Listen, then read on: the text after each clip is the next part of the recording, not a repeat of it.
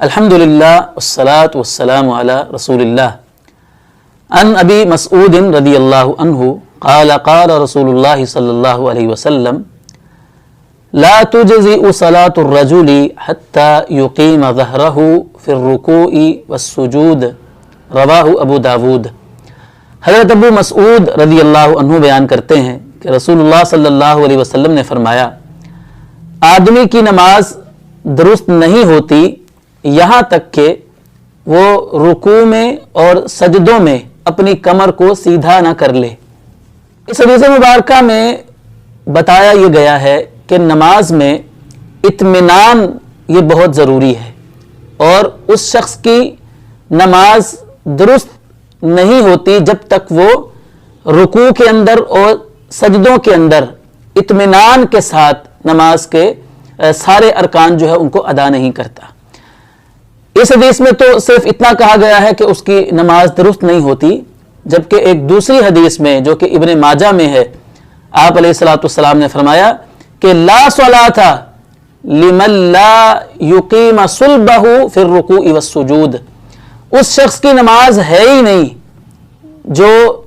رکوع میں اور سجدوں میں اپنی کمر کو سیدھا نہیں کرتا۔ مطلب یہ ہے کہ نماز میں رکوع اور سجدے اور قوما اور جو دو سجدوں کے درمیان بیٹھنا جو جلسہ ہے،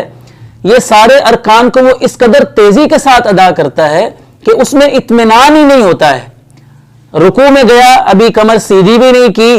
صحیح طریقے سے رکوع بھی نہیں کیا تو قومے کے لیے کھڑا ہو گیا، ابھی کمر سیدھی بھی نہیں کی، سیدھا کھڑا بھی نہیں ہوا قومے میں کہ فوراً ہی سجدے میں چلا گیا۔ اسی طرح ایک سجدے سے ابھی ٹھیک طریقے سے اٹھا بھی نہیں کہ دوسرے سجدے میں چلا گیا۔ اس قدر جلدی کے ساتھ نماز پڑھنا، اس سے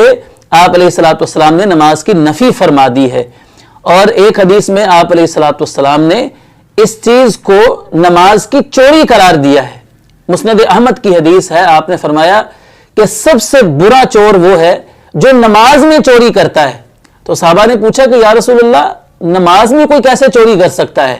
تو آپ نے فرمایا لا یتم رکوعہا ولا سجودہا، کہ جو بندہ اپنی نماز میں صحیح طریقے سے پورا رکوع اور سجدے نہیں کرتا، گویا کہ وہ نماز میں چوری کر رہا ہے۔ اور اسی طرح ایک حدیث میں رسول اللہ صلی اللہ علیہ وسلم نے یہ جو جلدی نماز پڑھنا ہے اور اطمینان نہ اختیار کرنا نماز میں،